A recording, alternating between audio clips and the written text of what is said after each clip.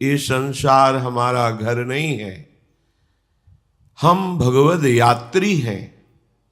यहां पवित्र भागवत कर्म करके अपने हमें घर वापस होना है। हमारा घर है श्यामा श्याम का नित्य धाम श्री वृंदावन। आए मिले परिवार आपने, हरि हसी कंठ लगायो, भाग बड़ो वृंदावन पायो। हम सब प्रभु श्री कृष्ण के अंश हैं। जब तक अंशी में नहीं हम पहुंचते तब तक हमें शांति, सुख, विश्राम, आनंद ये नहीं प्राप्त होगा। और इसी की प्राप्ति के लिए ही हमारी सारी चेष्टा हो रही है कि हमें सुख मिले, शांति मिले, विश्राम मिले, आनंद मिले, हमें कभी दुख भोगना ना पड़े।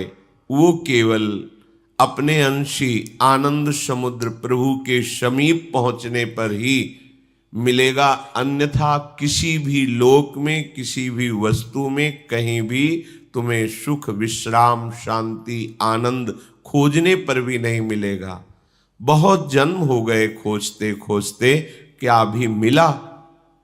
इसी प्रसंग में श्री भगवान वर्णन करते हैं कि ऊपर के जो लोक हैं वो भी उत्तम उत्तम पुण्यों के प्रभाव से प्राप्त होते हैं। पुण्य क्षीण होने पर फिर मृत्यु लोक में आना पड़ता है और प्रलय के समय इन लोकों का विनाश होता है, महाप्रलय के समय ब्रह्मा का भी। इसलिए ये सब टिकाऊ नहीं है। थोड़ा बड़ा लंबा स्वप्न है, पर है सब स्वाप्निक ही।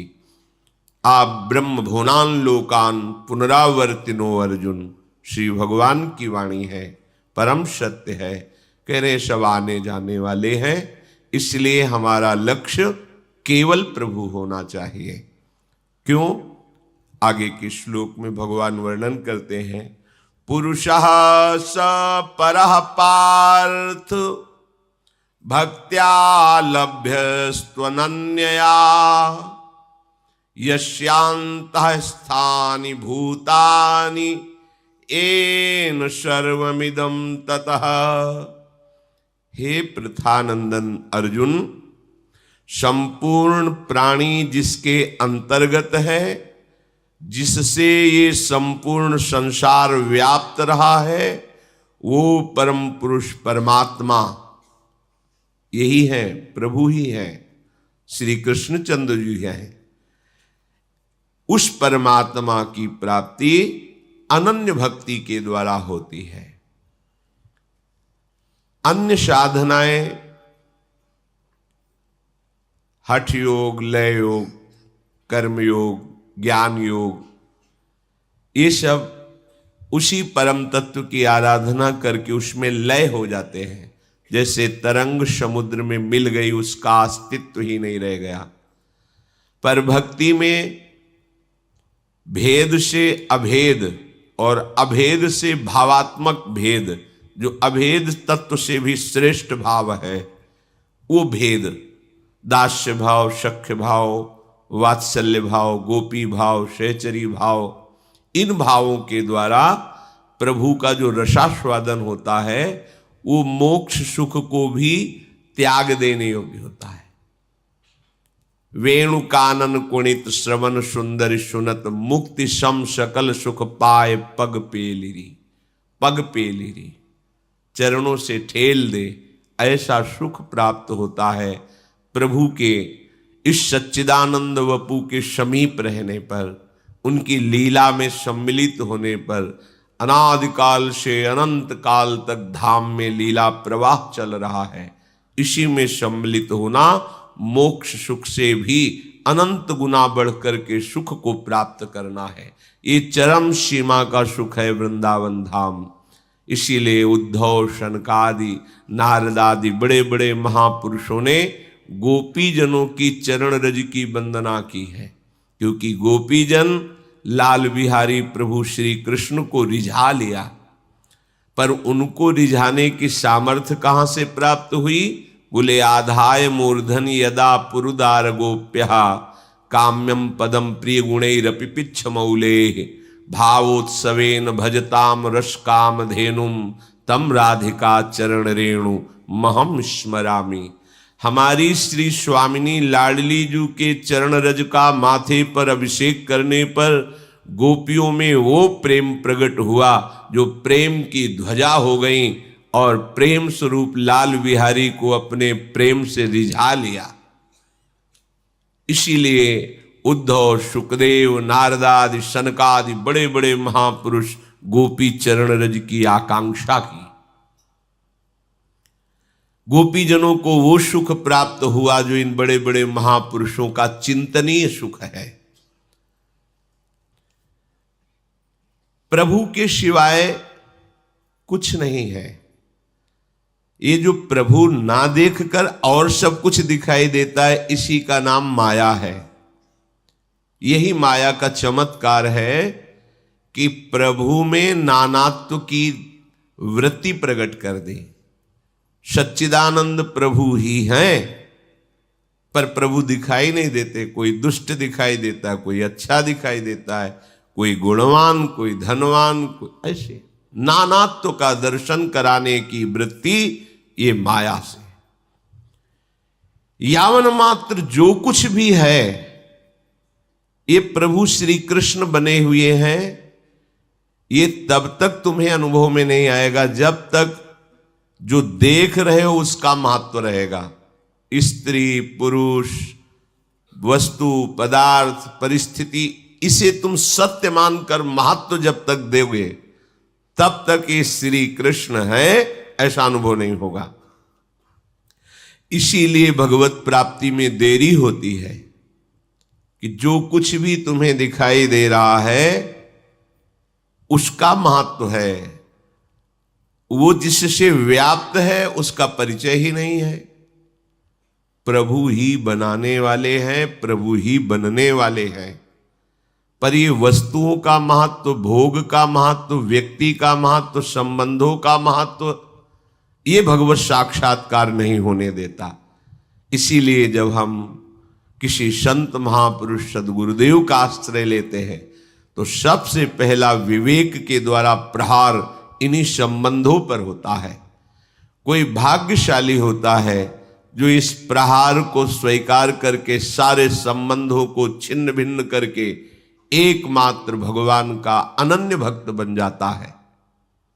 बिना गुरु कृपा के इन संबंधों का नाश नहीं हो सकता।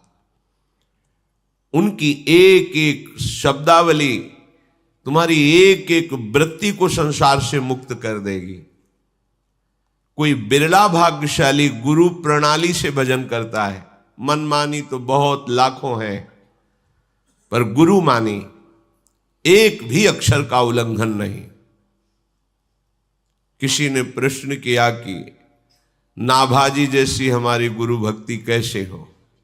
अरे उनकी चरण रज का भाव करके कुछ अंश में आ जाए तो बहुत बड़ी बात है। नाभाजी जैसी भक्ति करने के लिए तन मन प्राण सब कुछ न्यौछावर करके न्यौछावर की वृत्ति का भी त्याग, समर्पण मैंने किया, इस वृत्ति का भी त्याग। हमारा हृदय, हमारा तन, हमारा मन अब हमारा नहीं रहा, गुरुदेव का है। अब भगवत प्राप्ति या कुछ भी दिव्यता दुर्लभ नहीं है। बस इस शरीर का महत्व देना, अंतःकरण का महत्व देना, बाहरी भोग सामग्री का महत्व देना, बाहरी संबंधों का महत्व देना, यही हमें भगवत साक्षात्कार नहीं होने देता। समझिए आप, यही भगवत साक्षात्कार में बाधक है। और चाहे गृहस्थ में हो चाहे विरक्त हो, जब आपको भगवत प्राप्ति के भाव को प्राप्त करना है तो इन आंतरिक संबंध की वृत्तियों को हटाना ही पड़ेगा। किसी भी महान भागवत के चरित्र को पढ़ के देख लीजिए, चाहे वो गृहस्थ हो या विरक्त हो, बाहरी परिवर्तन से भगवत प्राप्ति नहीं होती। चित्त का परिवर्तन हो जाना, उद्देश्य का परिवर्तन हो जाना, उद्देश्य में तन्मयता हो जाना, यही भगवत प्राप्ति है। तो श्री भगवान कह रहे हैं मैं सर्वत्र व्याप्त हूं, पर मेरे को ना देखकर वस्तु, व्यक्ति, स्थान को देखकर जो महत्व देता है वो मेरा साक्षात्कार नहीं कर सकता है। प्रभु के सिवाय ना कहीं सत्ता किसी को देनी है और ना महत्ता देनी है। ये बात समझ लीजिए। अगर किसी की भी सत्ता और महत्ता तुम्हारे हृदय में प्रभु से बिलग रही तो वही अड़चन बन जाएगी तुम्हारी दिव्य उपासना में, अनन्य भक्ति में वही बाधा बन जाएगी। मनुष्य हृदय में जिसका महत्व कर लेता है प्रभु उसे ही दृढ़ कर देते हैं। ध्यान दीजिए, देखो कितना दृढ़ हो गया शरीर का महत्व, कितना दृढ़ हो गया शरीर संबंधियों का महत्व, कितना दृढ़ हो गया भोग वासना का महत्व। जैसे प्रभु ने पीछे वर्णन किया था, जो जिस देवता की उपासना करता है मैं उसकी श्रद्धा को वहीं लगा देता हूं और वहीं परिपक्व कर देता हूं। ऐसे ही देवता ही नहीं, तुम जिस वस्तु व्यक्ति स्थान में अपनी श्रद्धा रखोगे, महत्ता दोगे, वही परिपक्व हो जाएगी। अगर आप बाहरी स्नानात्व का महत्व ना दें, उनमें विराजमान प्रभु का महत्व दे तो बहुत जल्दी भगवत साक्षात्कार हो जाए, अर्थात बहुत जल्दी दुख से छुटकारा मिल जाए। सब देश काल वस्तु व्यक्ति घटना आदि में एकमात्र श्री कृष्ण ही विराजमान है। जैसे बर्फ, ओला, बादल, बूंदे, कोहरा, ओश, नदी, तालाब, समुद्र, ये सब जल रूप ही हैं। केवल भिन्नता दिखाई दे रही है। इससे जिसका विवेक सही नहीं है वो अलग कहेगा, ये कोहरा है, ये बादल है, ये ओला है, ये बूंद है, ये सरोवर है, ये नदी है, ये समुद्र है। पर एक शब्द में बोला जाए तो सब जल है, सब जल है। अलग अलग नाम है, सब जल है। ठीक ऐसे ये स्त्री है, ये पुरुष है, ये बुद्धिमान है, ये मूर्ख है, ये दुष्ट है, ये महात्मा है, ये सब अगर एक शब्द में कहा जाए तो श्री कृष्ण ही है। अब ये बात विवेक के द्वारा समझी जा सकती है। जो कुछ संसार दिखता है वो सब केवल भगवान श्री कृष्ण ही है, श्री हरि ही है, इसके सिवा और कुछ नहीं है। ये कैसे जानोगे? तो भगवान ने बताया, अनन्य भक्ति के द्वारा जाना जा सकता है। अन्य ना भाव हो, अन्य ना आश्रय हो, अन्य ना चिंतन हो। श्री भगवान कपिल देव जी से माता देहूति जी ने कहा, प्रभु निर्विण्णा नितराम भूमन सदिंद्री तर्षणात् येन संभाव्य मानेन प्रपन्नांधम तमः प्रभो तस्य त्वं तमसोऽन्धस्य दुष्पारस्याद्य पारगम सचक्षुर्जन्मनामन्ते लब्धं मे त्वदनुग्रहात्। याद्यो भगवान् पुंसामीश्वरो वै भवान् किल लोकस्तमसान्धस्य चक्षुः सूर्य इवोदितः अथ मे देव सम्मोहो मपाकृष्टुं त्वमर्हसि यो वग्रहोऽहं ममेति ते तस्मिन् योजितस्त्वया। प्रभु, आप तो कृपा करके हमारे पुत्र रूप में प्रकट हुए, पर हमारी बड़ी दुर्दशा है। ये माता देहूति जी हम सब के हृदय की बात कह रही। इनके जैसा महान कौन होगा जिनके गर्भ से भगवान कपिल के रूप में प्रकट हो रहे हैं। ध्यान देकर सुनिए। माता जी कह रही हैं, प्रभु ये जो दुष्ट इंद्रियां हैं ना, इनकी विषय लालसा कभी खत्म नहीं हो रही। मैं ऊब गई भोगते भोगते। ये हम सब की बात है। ये ऐसी दुष्ट है इंद्रियां, ऐसा लगता है कि अगर इसको ये भोग मिल जाए तो शांत हो जाएंगी, पर नहीं। ये कुछ क्षण के लिए ऐसा लगता है शांत हो गई, फिर ये विकराल रूप धारण करके ऐसा प्रमथन स्वभाव इनका है कि मथित कर देती है, व्याकुल कर देती है और हमको विषयों में भ्रष्ट कर देती है। ऊब गई। वो बड़े भाग्यशाली हैं जिनके हृदय से बात निकलती कि छक गया, ऊब गया, अब नहीं, अब लो नशानी, अब ना नशे हो, बहुत हो गया, अब ये इंद्रियों का खेल बहुत हो गया, अब नहीं। ये किसी भाग्यशाली पवित्र हृदय में आती है बात, नहीं तो प्रभु के दरबार में भी खड़े होकर हम इन्हीं इंद्रियों के भोगों की ही याचना करते हैं। प्रभु मैं इंद्रियों की इच्छा पूरी करते करते अज्ञान अंधकार में गिर गई। एक एक शब्द पकड़ने लायक है। जितना तुम इंद्रियों को दुलार करोगे, जितना इंद्रियों से भोग भोगोगे, उतना ही तुम्हारा पतन होता चला जाएगा, उतना ही तुम्हारी आसक्ति भोगों में बढ़ती चली जाएगी, अज्ञान अंधकार बढ़ता चला जाएगा, जन्म मरण का संस्कार पुष्ट होता चला जाएगा। प्रभु अब हमें लग रहा है कि हमारी जन्म परंपरा नष्ट हो रही है, क्योंकि आपका सानिध्य मिल गया। जब भगवत प्रेमी महात्मा का सानिध्य मिल जाए, सत्संग मिल जाए और उपासना मिल जाए, मनमानी उपासना सिद्ध नहीं होती है।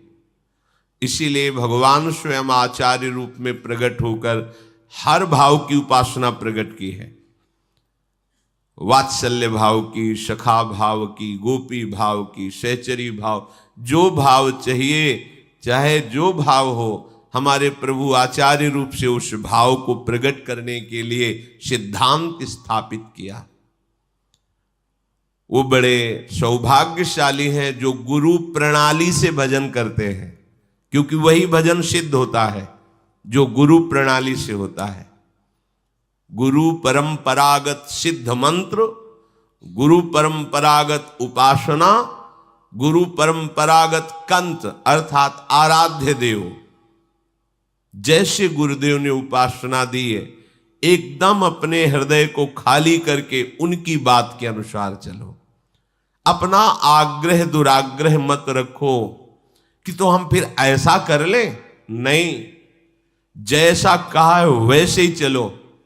अपनी बिल्कुल मत लगाओ तो सीधे पहुंच जाओगे, अपनी लगाई तो भ्रमित हो जाओगे। सब कुछ कर डालो, अहंकार को तुम नष्ट नहीं कर सकते। बड़ा सूक्ष्म है। मैं ये करता हूं, ये किया, ये करूंगा, तब तक भगवत साक्षात्कार नहीं, क्योंकि इसमें मूढ़ता छुपी हुई है। अहंकार विमूढ़ात्मा कर्ता हमिति मन्यते, मैंने ऐसा किया, मैं ऐसा रोज कर रहा हूं, आगे ऐसा करूंगा, इसमें मूढ़ता है। और भगवत प्राप्ति मूढ़ पुरुष को नहीं होती, अमूढ़। परम पद का अधिकारी मूढ़ रहित पुरुष होता है, जिसमें मूढ़ता नहीं होती। अब मूढ़ता रहित क्रिया कैसे होती है?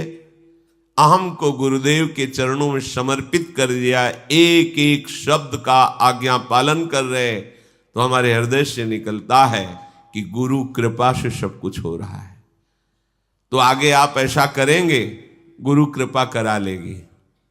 अगर उनको करवाना है तो हमारे हृदय में बैठकर वैसा करवा लेंगे। नहीं, आपका क्या विचार? मेरा विचार ही नहीं रह गया।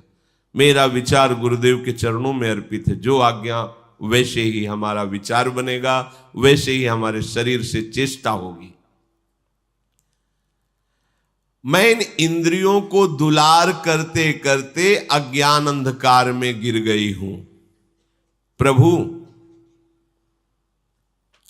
मेरे जन्म परंपरा का अंत होने का समय आ गया है, क्योंकि आप सूर्य रूप से मिल गए।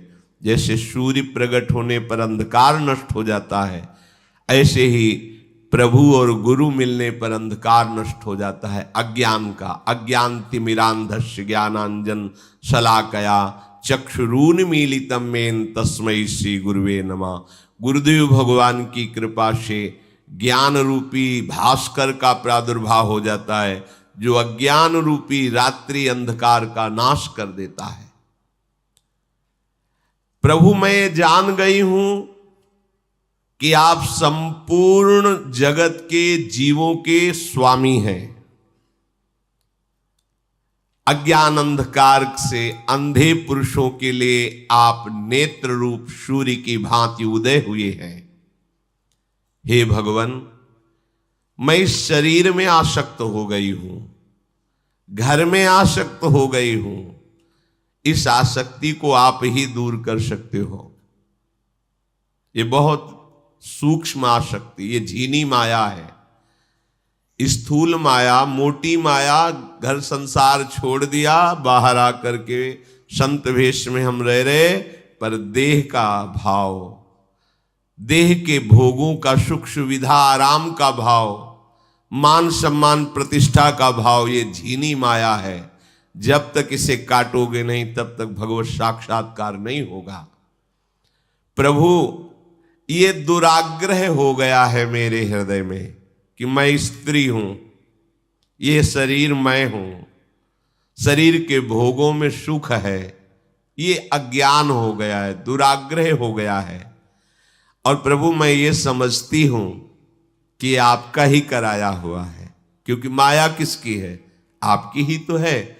जैसे श्री स्वामी हरिदास जी महाराज बिहारी जी से कहते हैं कि हमारी तुम्हारी होड़ लगी है, तुम्हारे जैसा संभालने वाला नहीं, मेरे जैसा बिगाड़ने वाला नहीं। हे हरि, तो ही मोहि परी होड़, मोशो न बिगाड़न को, तोशो न संवारन को, तो ही मोहि परी होड़। कौन दो जीते, कौन दो हारे, पर बदी न तोड़। पर प्रभु खास बात यह है कि तुम्हारी माया बाजी पसारी विचित्र, सुनि मुनि मोहे काकी कोड़। कह हरिदास तुम हारे, हम जीते, तऊ न तोड़। स्वामी जी महाराज कह रहे कि हम बिगाड़ते बिगाड़ते जीत रहे हैं और आप संभालते संभालते हार रहे हैं, पर इसमें मुख्य कारण आप ही हैं, क्योंकि आपकी ही माया ने ये ऐसा खेल रचा है कि बड़े बड़े ऋषि मुनि भी इसी माया की गोद में बैठकर आपको भूल जाते हैं। नाथ, पर आपका स्वभाव ऐसा है, देखकर लग रहा है कि अब हमारी जीत ही जीत होगी, क्योंकि तऊ न तोड़। आप हार गए संभालते संभालते, फिर भी आप निराश नहीं हुए, फिर भी आप हमें संभाल रहे हैं, इसलिए हमें लग रहा है कि वास्तविक हमारी जीत हो जाएगी। इसी तरह माता देहूती जी कह रहे कि प्रभु, ये जो शरीर में मैं मेरापन है, भोगों में सुख बुद्धि है, ये किसी और की कराई हुई नहीं है, आपकी ही कराई हुई है। क्यों? क्योंकि आपकी माया से ही तो हुआ है ना। माया भी तो आपकी है। आप ही तो कहते हैं दैवी हेषा गुणमयी मम माया दुरत्तया, तो आपकी ही है ना। तो आपने ही तो आज्ञा की, तो मुझे फंसा दिया। अब आप कृपा करो, मुझे इस माया से मुक्त करके अपने प्रेम में फंसा दो। प्रभु, जो आपके चरणों का आश्रय ले लेते हैं, उनके दुख संकट विपत्ति, नाना प्रकार के क्लेश, जन्म मरण, मानो ये जंगल है। इस जंगल को काटने के लिए एकमात्र कुल्हाड़ी आप ही हो। बहुत बढ़िया बात कह रहे हैं, बहुत बढ़िया। दूसरा कोई देवता या कोई ऐसा नहीं जो इस संसार चक्र का नाश कर सके। एकमात्र गोविंद श्री कृष्ण हरि, दूसरा कोई नहीं। विश्वास कर लेना। जब तिनके से लेकर ब्रह्मा तक काल के अधीन है, तो हमें कौन बचा सकता है? जिसके अधीन काल है वो तो श्री कृष्ण है। इसलिए बड़े भाग्यशाली वो हैं जिनको हरि शरणागति का मार्ग मिल गया है। नहीं तो बहुत समय आराधना करते हुए व्यतीत होता है, तब कहीं हरि शरणागति का मार्ग मिलता है। प्रभु, आप शरणागत वत्सल हैं और आप ही वास्तव में जानते हैं कि भक्ति किसे कहते हैं। आपका भागवत धर्म क्या है, ये आप ही जानते हैं। तो मैं किसी अन्य उद्देश्य से नहीं, आपको ही रिझाने के लिए आपके श्रीमुख से आपको भक्ति का स्वरूप क्या ये वर्णन करना और मैं उसे सुनना चाहती हूं। आप ही मुझे समझाइए कि आप कैसी भक्ति से मुझे प्राप्त होते हैं। भगवान कपिल देव जी ने कहा, योग आध्यात्मिक पुंसाम मतो निःश्रेयसाय में अत्यंतो परितिर्यत्र दुःखस्य च सुखस्य च तमिमं ते प्रवक्ष्यामि यमवोचं पुनः पुरानघे ऋषीणां श्रोतुकामानां योगं सर्वागनैपुणम् चेतः खल्वस्य बन्धाय मुक्तये चात्मनो मतम् गुणेषु सक्तं बन्धाय रतं वा पुंसि मुक्तये। माता, इस संसार से मुक्त होने का एकमात्र उपाय है अध्यात्म मार्ग, अध्यात्म योग।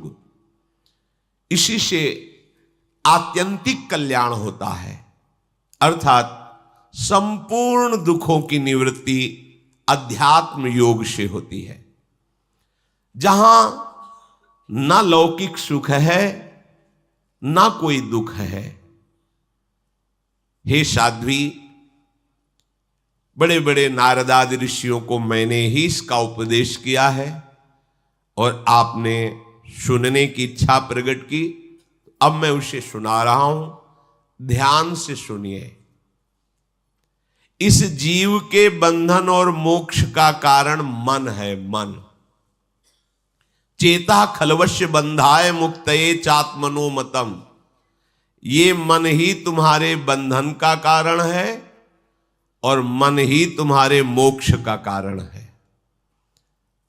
जब मन शरीर को लेकर विषयों का चिंतन करता है तो ये बंधन पे बंधन डालता जाता है, और जब ये गुरु चरणों का आश्रय लेकर के केवल श्री प्रिया प्रीतम का चिंतन करता है, प्रभु का चिंतन करता है, तो वो मोक्ष का कारण बन जाता है। सीधी बात समझ लीजिए, जब तक तुम्हारा मन देह का चिंतन करेगा, भोगों का चिंतन करेगा, राग द्वेष का चिंतन करेगा, तो ये बांधेगा, यही बंधन है। और जब सब भार प्रभु के चरणों में समर्पित करके राधा राधा राधा, अभी मुक्त हो, अभी जीवन मुक्त हो, पर यह करना बड़ा कठिन है। इसीलिए गुरु चरणों का आश्रय लिया जाता है कि हम उनकी बात मान जाएं तो हम बंधन मुक्त हो जाएंगे। जिस समय ये मन मैं और मेरेपन में सब कुछ आ गया, ये मेरा धन, मेरा घर, मेरा पुत्र, मेरी पत्नी, मेरे में सब, और मैं, ये शरीर, ये अंतःकरण, इसमें मैं समा गया है, मैं तन्मय हो गया है। तो जिस समय मैं और मेरेपन के कारण ये सारे विकार प्रकट होते हैं, काम, क्रोध, लोभ, मोह, मद, मत्सर। इसीलिए कई बार सत्संग में कहा है, अगर ध्यान हो, कि प्रिया प्रीतम के सिवा हमारा कोई नहीं। तो जानते हो इसका क्या होगा? मैं और मेरा दोनों समर्पित हो गए ना, तो अब काम क्रोध होगा ही नहीं, आपके हृदय में आएगा ही नहीं। बिजली के तारों को काट दीजिए तो बिजली कैसे आएगी? ऐसे ही विकारों के तार हैं, दो तारों में बिजली चलती ना, जैसे एक गर्म एक ठंडा।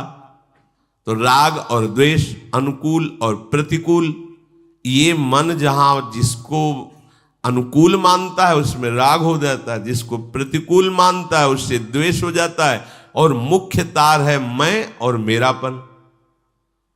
मैं मेरेपन में ही ये काम आदि विकार जागृत होते। मैं मेरापन प्रभु के चरणों में समर्पित हो गया, इनका आना जाना ही नहीं होगा, क्योंकि हृदय में रहते नहीं हैं। श्री भगवान कह रहे हैं आगमा पाइनो अनित्यास, ये आने जाने वाले हैं, ये काम स्थायी रूप से नहीं रहता। बोलो इस समय किसके काम बैठा हुआ है, किसको क्रोध आ रहा है, किसको लोभ आ रहा है? क्यों? क्योंकि आपका मन, आपकी इंद्रियां भगवत चरणों की महामहिम बातें सुनने में लगी हुई है। जब हम शरीर और शरीर संबंधी भोगों का चिंतन कराते हैं मन से, तब ये काम, क्रोध, लोभ, मोह, मद, मत्सर आते हैं। जब कोई ये मैं मेरापन मेरे चरणों में समर्पित कर देता है तो कोई भी विकार उसे सताता नहीं है, वो विकारों से मुक्त और शुद्ध हो जाता है। सीधे समझिए, यदि आपके हृदय में काम, क्रोध आदि विकार हैं तो मैं मेरापन आपका समर्पित नहीं है, अभी वाचिक शरणागति है आपकी। नहीं, हृदय जब समर्पित हो जाएगा तो समर्पित हृदय में काम क्रोध आने की गुंजाइश ही नहीं रहती।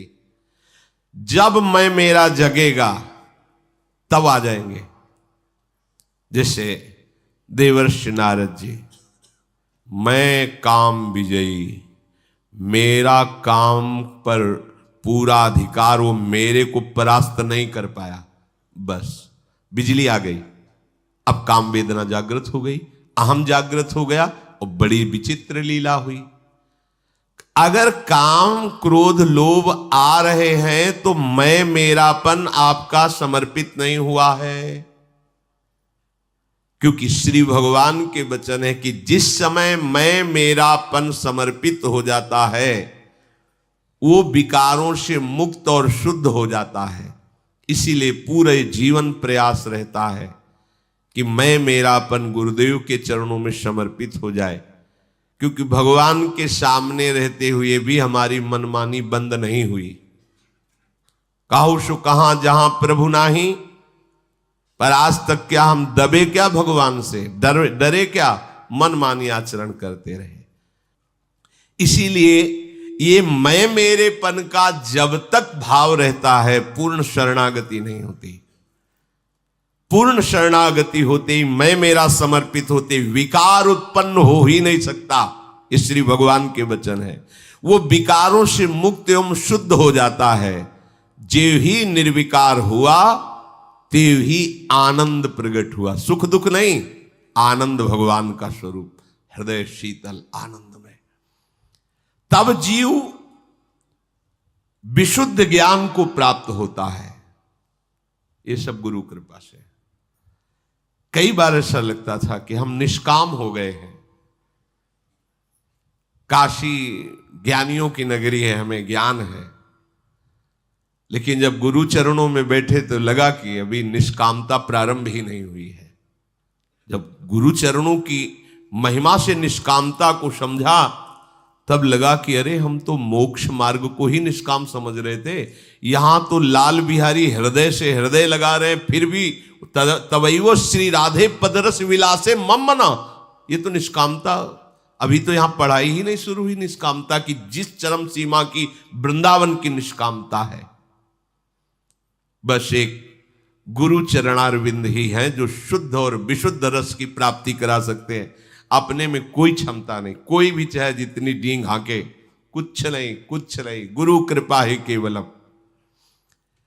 शुद्ध ज्ञान, शुद्ध वैराग्य और शुद्ध भक्ति उसके हृदय में प्रकट होती, तेव ही वो स्वयं प्रकाश सूक्ष्म अखंड उस परमात्म तत्व का अनुभव करता है। उसी समय समस्त प्रकृति शक्तिहीन हो जाती है उसके सामने। समझना, प्रकृति के अधीन संपूर्ण जीव है। गुरु कृपा से जब मैं मेरा गुरु चरणों में अर्पित हुआ और उनकी मंद मुस्कान से विशुद्ध ज्ञान, विशुद्ध वैराग्य, विशुद्ध भक्ति, उसी समय उसे उस सूक्ष्म से सूक्ष्म तत्व का साक्षात्कार हुआ तो प्रकृति शक्तिहीन हो गई। ये बलवती प्रकृति ऐसी शक्तिहीन हो गई कि अब उसके ऊपर कोई प्रभाव प्रकृति का नहीं पड़ेगा, किसी भी द्वंद्व का, दुख सुख, मान अपमान, लाभ हानि, जन्म मरण, कोई प्रभाव नहीं पड़ेगा। अब ये बुद्धिगत नहीं है, ये स्थिति है, ये अनुभव से समझ में आती है, ये बाहरी चेष्टा से समझ में नहीं आएगी। उपासकों के लिए भगवत प्राप्ति के निमित्त सर्वात्मा श्री हरि के प्रति किया हुआ ये समर्पण, यही भक्ति है, यही सर्वमंगलमय है। पर समर्पण नहीं हो पाता, बहुत कठिनता है समर्पण में। समर्पण धन में हो जाएगा, भोग में हो जाएगा, भोग देने वाले व्यक्ति में हो जाएगा, स्थान में हो जाएगा, लेकिन इनका संबंध कटवा कर प्रभु की प्राप्ति करा दे, ऐसे सदगुरुदेव में समर्पण नहीं होगा। बहुत कठिन है। हाँ, ऐसा नहीं कि कोई नहीं करता, करते हैं। और जो उपासक ऐसे समर्पित है, दिन प्रतिदिन लाडली की मुस्कान उसके हृदय को शीतल करती रहती है, दिखाई देता है, चेहरे से दिखाई देता है, मस्त है। ये दर्पण है चेहरा, एक दृष्टि में पता है, हाँ ठिकाने पे है, मस्त है। उपासक जन ये समझ ले कि आसक्ति ही ये सुदृढ़ बंधन है। भोगों में आसक्ति, शरीर संबंधियों में आसक्ति, शरीर में आसक्ति, किंतु यही आसक्ति जब संत महापुरुष गुरुदेव के प्रति हो जाए तो मोक्ष का खुला हुआ द्वार बन गई। प्रसंगमजरम पास्मात्मनः कवयो विदुः सएव साधु सुकृतो मोक्ष द्वार मपावृतम। अब यहां थोड़ा रुक के समझते हैं। हम इन्हीं शास्त्र आज्ञाओं का दुरुपयोग करने लगते हैं। जब ये महिमा वर्णन की गई कि तन मन प्राण समर्पित गुरुदेव को, संत को, तो वही मोक्ष का खुला द्वार बन गई। तो हम जब इस भाव में आना चाहते हैं तो सामने वाला यदि वास्तविक संत नहीं है तो दुरुपयोग हो जाता है, असत धारणा बढ़ने लगती है, कुसंग वृत्ति जागृत हो जाती है, और इन्हीं सूत्रों का हम दुरुपयोग कर बैठते हैं। इसीलिए भगवान बड़ी सावधानी से तुरंत कैसे वो संत महापुरुष होते हैं जिनको समर्पित होने पर शुद्ध ज्ञान, शुद्ध वैराग्य, शुद्ध भक्ति की प्राप्ति होती है। ये भगवान बोल रहे हैं, जहां बोला आत्मसमर्पण और आसक्ति संत महापुरुषों से मोक्ष का खुला हुआ द्वार, बस प्रवेश करो, अर्थात संतों के चरणों में आसक्ति कर लो, भगवान की प्राप्ति निश्चित है।